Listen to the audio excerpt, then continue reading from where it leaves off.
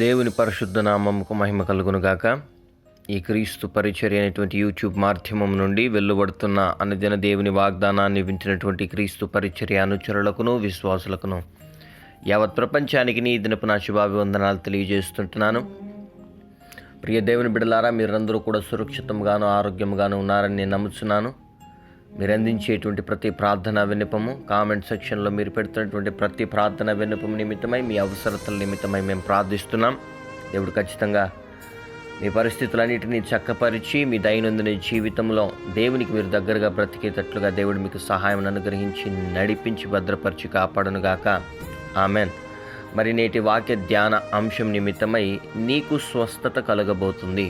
ప్రియ సహోదరి సహోదరులారా, స్వస్థత అంటే శారీరకమైనటువంటి ఆరోగ్యానికి సంబంధించినది మాత్రమే కాదు, కానీ నీ జీవితంలో నీకు నీ పరిస్థితులు చేసేటువంటి గాయాల నుండి కూడా కొంచెం స్వస్థత అవసరమయ్యింది. ఎందుకనంటే మనుషులు మాట్లాడుతున్నటువంటి మాటలు హృదయానికి ఒక రకంగా గాయం చేస్తే, పరిస్థితుల నుండి బయటపడడానికి మనుషులు చేసేటువంటి ప్రయత్నము మనిషికి అనేక రకాల గాయాలు చేస్తుంది. అవి బయటకు కనబడవు, కానీ లోపల నాటబడినటువంటి ఆత్మ ఏదైతే ఉన్నది సొమ్మసిల్లిపోవడానికి అనేక పరిస్థితులని మన కంటికి కనిపించేలా చేస్తుంది. మన జీవితంలో ఇంకొక అడుగు కూడా ముందుకు వెళ్ళినటువంటి స్థితిలోకి ఈ పరిస్థితులన్నీ మనల్ని లాగుతాయి.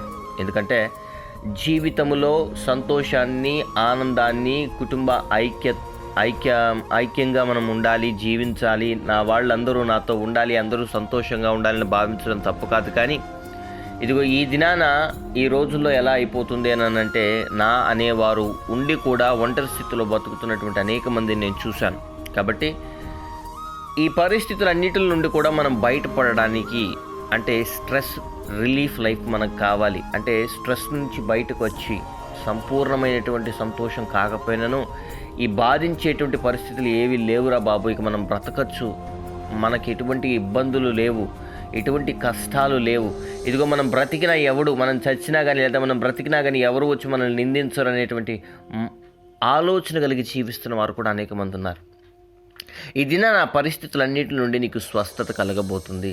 నీ శరీరానికి స్వస్థత ఎలాగైతే అవసరమో, నీ ఆత్మీయ జీవితానికి కూడా, నీ మనసుకు కూడా, నీ శరీరానికి కాకుండా లోపల నాటబడినటువంటి పరిస్థితులు ఏవైతే ఉన్నాయో, అవి ఏవైతే నిన్ను కృంగదీస్తున్నాయో వాటి నుండి కూడా నీకు స్వస్థత ఖచ్చితంగా కావాలి. అందుకనే ఈ దినాన భక్తుడైనటువంటి మార్కు గారు రాసినటువంటి సువార్త 5వ అధ్యాయము 34వ వచనంలో ఇలాగ లిఖింపబడి ఉంది: నీ బాధ నివారణ అయి నీకు స్వస్థత కలుగుగాక. ప్రియ సహోదరి సహోదరులారా, మన బాధ సంపూర్తిగా నివారణ అవ్వకపోవడానికి గల కారణాలు ఏంటి అని అంటే, మనం సంపూర్ణంగా దేవుని యందు విశ్వాసం ఉంచాం. అంటే దేవుని నేను అడుగుతున్నాను బ్రదర్, కానీ దేవుడు నా జీవితంలో కార్యం చేయట్లేదు బ్రదర్ అని అంటారు. కానీ అనేక మంది అడిగే విధానం కూడా ఒకటి ఉంటుంది. ప్రియ సహోదరి సహోదరులారా, అది ఎలా అడగాలి అని అంటే, దేవుని హృదయం కదిలించేటట్లుగా మనం అడగాలి. దేవుడు మన కోసం కార్యం చేయాలని తలపెట్టితే అది ఏ మనుషుడు ఆపలేడు. ఇదిగో కొన్ని పరిస్థితులు నీ జీవితంలోకి దేవుని అనుమతితో వస్తాయి, కొన్ని మనం తీసుకున్నటువంటి నిర్ణయాలను బట్టి వస్తాయి. ఏది ఏమైనానో మనకు సహాయం దేవుడు చేయాలి అని మనం కూర్చుంటే దేవుడు ఖచ్చితంగా చేస్తాడు. నీ కోసం ప్రాణం పెట్టిన దేవుడు నిన్ను ఒంటరిగా విడిచిపెట్టేవాడు ఎంత మాత్రం అయితే కాదు. ఇదిగో నిన్ను ఒంటరిగా విడిచిపెట్టేసి నీ పరిస్థితులతో చుట్టుముట్టేసి నువ్వు గందరగోళానికి గురైపోతున్నప్పుడు ఆయన చూసి నవ్వే దేవుడు ఎంత మాత్రమైతే కాదు. తన నిలువెల్ల రక్తాన్ని నీ కోసం కార్చినటువంటి దేవుడు నిన్ను ప్రాణాపాయ పరిస్థితుల్లోకి నెట్టేసి ఇదిగో మనుషులు చూచినట్లుగా చూచేవాడు కాదు మన దేవుడు. నీకు సంపూర్ణమైనటువంటి విడుదల అనుగ్రహిస్తాడు. కానీ ఆయన నీ దగ్గర నుంచి కోరుకుంటున్నది నువ్వు చేయగలవా? సంపూర్ణంగా దేవుని యందు విశ్వాసం ఉంచగలవా? సంపూర్ణంగా దేవుని యందు ఆధారపడగలవా? అప్పుడు మాత్రమే మన జీవితంలో మనం కార్యం చూడగలుగుతాం. అల్ప విశ్వాసంతో ఇదిగో యేసుక్రీస్తు ప్రభు వారి శిష్యులు ఇదిగో ఒక ప్రధాన యాజకుని కొడుకుకి పట్టినటువంటి దయ్యాన్ని వాళ్ళు విడిపించలేకపోతారు అందుటి నుంచి ఆ పిల్లవాడిని. తర్వాత ఏకాంతంగా యేసయ్యని కలుసుకుని వాళ్ళు అడుగుతారు, మేము ఎందుకని ఆ దయ్యంను వెళ్ళగొట్టలేకపోతే దేవా అని అడిగితే, అల్ప విశ్వాసం వలననే మీరు చేయలేకపోయారు ఈ కార్యాన్ని అని. అల్ప విశ్వాసము మనలోకి ఎంటర్ అయితే ఏమవుతుంది అని అంటే, మన జీవితంలో మనం గొప్ప కార్యాలను చూడలేం, దేవుని దగ్గర నుంచి ఆశీర్వాదాలను చూడలేం. దేవుని యొక్క వ్యతిరేకమైనటువంటి కోణంలో మనకి కనపరుస్తాడు దురాత్మ. దేవుని మీద నుండి మన మనస్సుని తిప్పుకునేలా కనపరుస్తాడు.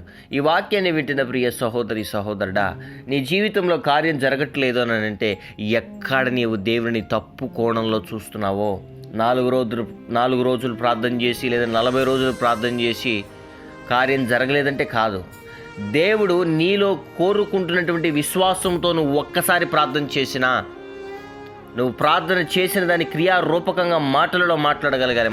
మనం ప్రార్థన చేస్తాం, మాటలో అవుతుందిలే బ్రదర్, ఏమో ఎప్పటికి అవుతుందో నాకు కూడా తెలియదు, చూడాలి, లేకపోతే ఇంకా నా బ్రతికింతేలే బ్రదర్, నేను చేయగలిగింది ఏది లేదు, నేను పోరాడలేని ఈ పరిస్థితులు అన్నిటితో అనేటువంటి మాటలు అంటే విశ్వాసహీనులు మాట్లాడతారు. చూడండి, దేవుడు అనేటువంటి వాడు లేడు, దేవుడే కార్యం చేయడం అనేటువంటి మనుషులు ఎలా మాట్లాడతారో ఇదేనా క్రైస్తవులు కూడా అలానే మాట్లాడుతున్నారు.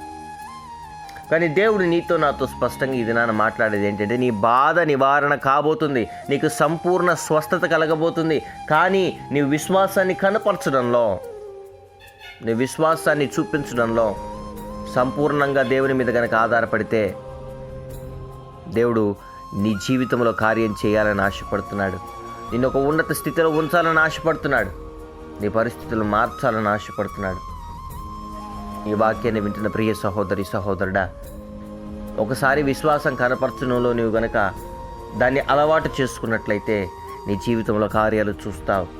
ఆవగింజంత విశ్వాసమును కావాలని చెప్పి దేవుడు వాక్యంలో చెప్పాడు. అంటే మనం ఆ విశ్వాసాన్ని కూడా కనపరచలేమా దేవుని ఎదుట, మన కోసం ప్రాణం పెట్టిన దేవుని ఎదుట? కాబట్టి మన విశ్వాసాన్ని మనం పెంపొందించుకోవడంలో అడుగులు వేసినప్పుడు, ప్రార్థనా జీవితంలో దేవునితో గడిపే విధానాన్ని మనం మార్చుకున్నప్పుడు దేవుడు ఖచ్చితంగా మన జీవితంలో కార్యం చేస్తాడు. అటువంటి గొప్ప కృప దేవుడు మనకందరికీ అనుగ్రహించి నడిపించి కాపాడును గాక. ఆమెన్. ప్రార్థన. మహాపరిశుద్ధుడును మహోన్నతుడును సర్వోన్నతుడును జీవాధిపతి జీవము కలిగిన రాజా, నిఘనమైన శ్రేష్టమైన నామానికి స్తుతులు స్తోత్రాలు వందనాలు. ఎంతమంది బిడలైతే ఎనదిన దేవుని వాగ్దానాన్ని వింటున్నారో, ఏ కష్టముల్లో నలిగిపోయినటువంటి స్థితిలో వింటున్నారో బిడ్డలందరికీ సంపూర్ణమైనటువంటి స్వస్థత కలుగును గాక. అది శారీరకమైన స్వస్థతైన, మానసికమైన స్వస్థతైన, పరిస్థితుల నుండి విడుదల కోసం ఎదురు చూస్తున్నటువంటి బిడ్డలందరికీ సంపూర్ణమైనటువంటి విడుదలను అనుగ్రహించమని ప్రార్థన చేస్తున్నాం. పరీక్షలు రాసి ప్రతిఫలాల కోసం ఎదురు చూస్తున్న బిడ్డలు, లేదా పరీక్షలు రాయడానికి సిద్ధపడుతున్న బిడ్డలు, అది ఏ పరీక్ష అయినా ప్రభా, చదువు నిమిత్తమైన, ఉద్యోగ నిమిత్తమైన మంచి జ్ఞానం అనుగ్రహించండి, మంచి రిజల్ట్స్ని అనుగ్రహించమని ప్రార్థన చేస్తున్నాం. వివాహ సంబంధాల కోసం ఎదురు చూస్తున్న బిడ్డలకి సాటి అయినటువంటి సంబంధాలు వచ్చి ఘనంగా వివాహాలు జరుగును గాక. గర్భఫలాలు లేక బాధపడుతున్నటువంటి స్త్రీలు ఎంతమంది అయితే ఉన్నారో ప్రవర్ణన, వారి జీవితంలో సంతానమును చూచులాగిన ప్రార్థన చేస్తున్నాం. కార్యాన్ని జరిగించమని ప్రార్థన చేస్తున్నాం. విడిపోయినటువంటి కుటుంబాలు తిరిగి కలుసుకుందరుగాక. క్రీస్తు పరిచయను అనుసరిస్తున్న బిడ్డలు ఎంతమంది అయితే భార్యాభర్తలు విడిపోయిన స్థితిలో ఉన్నారో, తల్లిదండ్రులు బిడ్డలు విడిపోయిన స్థితిలో ఉన్నారో, అన్నదమ్ములు విడిపోయిన స్థితిలో ఉన్నారో, వాళ్ళు తిరిగి కలుసుకుందరుగాక. కుటుంబాల మధ్య కార్యాన్ని జరిగించమని ప్రార్థన చేస్తున్నాం. ఈ దినాన వివాహ దినాలు, జన్మదినాలు, బ్యాప్టిజం డేస్ జరుపుకుంటున్న బిడ్డల తలల మీదకి ఆశీర్వాదాలు, దీవెనలు కుమ్మరిస్తున్నాం ప్రభా. అనారోగ్య పరిస్థితులు ఉన్న ప్రతి బిడ్డలకి సంపూర్ణ ఆయురారోగ్యాన్ని, బలాన్ని, శక్తులను అనుగ్రహించండి. నడి నెత్తి మొదలుకు నరి కాలు వరకు సారవంతమైన ఆయురారోగ్యం ఇప్పుడే కలుగును గాక. నీకు వందనాలు చెల్లిస్తున్నాం అయా. కుటుంబంలో కార్యాలు జరిగించండి, జీవితంలో కార్యాలు జరిగించండి, ఉన్నత స్థితిలో బిడ్డలను ఉంచండి. ఉద్యోగులు ఏమిలో ఉన్నటువంటి బిడ్డలకి మంచి ఉద్యోగాలను అనుగ్రహించమని ప్రార్థన చేస్తున్నాం. ఈ దిన దీవులతో ప్రతి బిడ్డల్ని నింపి నడిపించండి, మంచి ఉన్నత స్థాయిలో ఉంచమని ప్రార్థన చేస్తున్నాం. శారీరకంగాను, మానసికంగాను, ఆధ్యాత్మికంగాను, ఆరోగ్యపరంగాను నలిగిపోతున్న ప్రతి బిడ్డలకి కూడా సంపూర్ణమైనటువంటి విడుదలను అనుగ్రహించమని ప్రార్థన చేస్తున్నాం. నీ గొప్ప కార్యాన్ని జరిగించండి. నీ గొప్ప ప్రవర్తన, ఇదిగో కార్యాన్ని ఆ బిడ్డల జీవితాల్లో నీవు జరిగించినందుకు నీకు వందనాలు చెల్లిస్తున్నాం. నీ సహాయ సహకారాలు అనుగ్రహించి నడిపించి కాపాడండి. ఇద్దరిని దేవులతో ప్రతి బిడ్డలు నింపి నడిపించమని, విదేశాల్లో ఉన్న ప్రతి బిడ్డలను జ్ఞాపకం చేసుకొని అయా ఆశీర్వదించండి. అక్కడ ఉన్న మా ప్రియ బిడ్డలందరికీ నీ సంరక్షణ అనుగ్రహించండి. విదేశాలకు వెళ్ళాలని, చదువు నిమిత్తమైన, ఉద్యోగ నిమిత్తమైన ప్రయత్నాలు చేస్తున్న ప్రతి బిడ్డలు కూడా సఫలీకృతను అనుగ్రహించమని ప్రార్థన చేస్తున్నాం. కృపయు సమాధానము ప్రతి బిడ్డకి తోడై ఉండి నడిపించమని ప్రార్థన చేస్తున్నాం. ప్రయాణ మార్గం నందు బయలుదేరి వెళ్తున్న ప్రతి బిడ్డలకు కూడా సురక్షితమైనటువంటి ప్రయాణ మార్గాన్ని అనుగ్రహించి నడిపించి భద్రపరిచి కాపాడమని, ఈ దిన దీవెలతో ప్రతి బిడ్డలు నింపి నడిపిస్తున్న దేవా నీకే స్తోత్రాలు వందనాలు చెల్లిస్తూ, స్తుతి ఘనత మహిమ ప్రభావాలు నీకే ఆరోపిస్తూ, యేసయ్య అతి పరిశుద్ధమైనటువంటి నామమున ఈ మా ప్రార్థన విన్నపములన్నీ అడిగి పొందుకొని ఉన్నామని నమ్ముచున్నాము తండ్రి. Amen. Amen. Amen. Praise the lord. May God bless you all.